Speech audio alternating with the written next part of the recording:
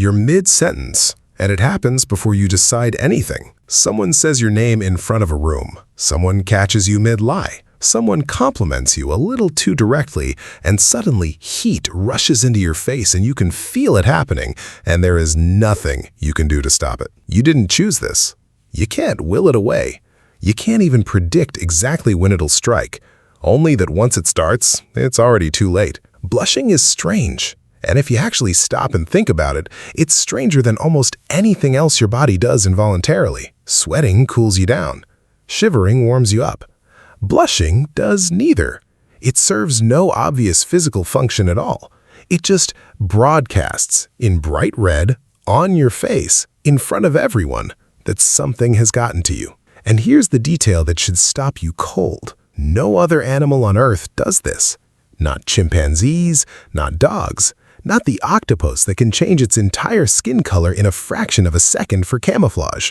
Humans are, as far as science can tell, the only species that turns red from embarrassment. So the question is simple, and it's one Charles Darwin himself couldn't fully answer. Why would evolution build a reflex whose entire purpose is to announce your internal state to everyone around you at the exact moment you'd most want to hide it? Let's start with what's actually happening in your body, because the mechanism itself is almost as strange as the mystery behind it. When you feel embarrassed, your brain's threat detection center, the amygdala, fires as if you are in physical danger. It doesn't distinguish well between a predator and a room full of people staring at you. That triggers your sympathetic nervous system, the same fight-or-flight machinery that spikes your heart rate before a car accident. Adrenaline floods your bloodstream, and adrenaline widens the tiny blood vessels just beneath the skin of your face, neck, and ears. Blood rushes in, the skin reddens, and unlike almost every other stress response in your body, you cannot consciously override it. You can slow your breathing. You can, with effort, calm your heartbeat. You cannot decide not to blush. Here's what makes it even stranger. The blood vessels in your face are more sensitive to adrenaline than blood vessels almost anywhere else in your body. Your body didn't accidentally acquire this trait. It's specifically wired for your face, of all places, to be the most reactive surface you have, which raises an obvious problem for evolution. Natural selection doesn't usually build features that work against you. And on the surface, blushing looks like it works against you.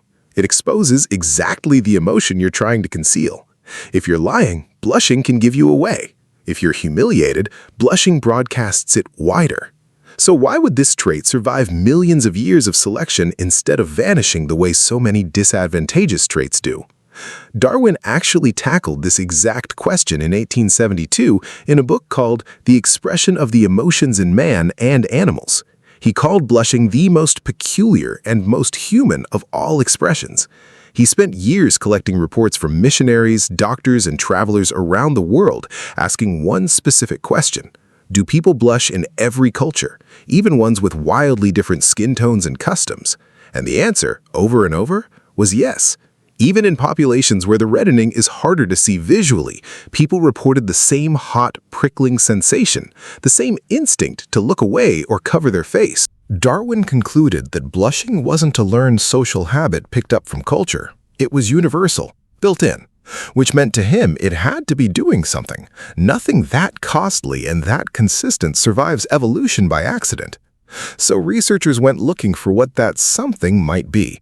And the leading answer that's emerged over the last few decades is almost the opposite of what you'd expect. Blushing isn't a malfunction, it's a signal, and it might be one of the most important social signals humans ever evolved. Here's the logic. Humans are, and always have been, a hyper-social species. Your ancestors didn't survive as lone hunters fighting the world alone. They survived in groups, and inside a group, reputation was everything. If you broke a social rule, stole more than your share, insulted someone powerful, embarrassed the group in front of a rival clan, the consequences could be severe. Exile from a hunter-gatherer band in the Pleistocene wasn't a minor inconvenience. It was frequently a death sentence. No group meant no protection, no shared food, no help raising children, no defense against rival humans or predators. So imagine you've broken a rule, even by accident. Maybe you've said something clumsy. Maybe you've been caught in a small lie. The people around you are now deciding something important. Are you a threat to the group? Are you someone who needs to be punished, distrusted, or pushed out? And this is where blushing becomes, strangely, a survival tool rather than a liability. A blush is an involuntary, unfakeable signal that says, I know I violated the rule. I recognize it. I feel bad about it. It's the physiological equivalent of a white flag, and crucially, it's one you cannot fake convincingly, which is exactly what makes it valuable. Researchers have actually tested this directly. In a series of studies run by psychologist Corrine Dyke and her colleagues at the University of Amsterdam, participants watched videos of people who had committed the same embarrassing blunder, like knocking over a store display. Some of the actors blushed, some didn't. Across multiple experiments, participants consistently rated the blushing person as more trustworthy, more likable, and less blameworthy for the exact same mistake. The blush didn't just fail to hurt the person's reputation, it actively repaired it. Onlookers interpreted the blush as proof of genuine remorse, and that proof mattered more than the mistake itself. This is the part that flips the entire question on its head. Blushing looks like a flaw because it exposes you, but exposure is precisely the point. A signal only works as proof of sincerity if it's difficult or impossible to fake. Think about it from an evolutionary arms race perspective. If humans could consciously control blushing, it would become useless almost immediately, because anyone could fake remorse to get out of trouble. The entire value of the signal depends on its involuntary nature. You can't help it, and that's exactly why other people believe it. There's a second layer to this too, and it involves something researchers call the social monitoring theory, developed largely through the work of psychologist Mark Leary. The idea is that blushing isn't actually a response to breaking a rule in isolation. It's a response to being seen breaking a rule, or even just being seen at all in a way that puts you at the center of attention. That's why people blush at compliments, not just criticism. It's not guilt specifically that triggers it. It's the sudden, intense awareness that other people's eyes are on you, and their evaluation of you might shift in either direction.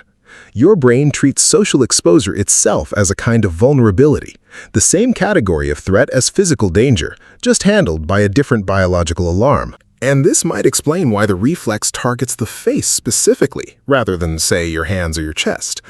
The face is the part of you doing the most social communicating already. This was already the obvious billboard.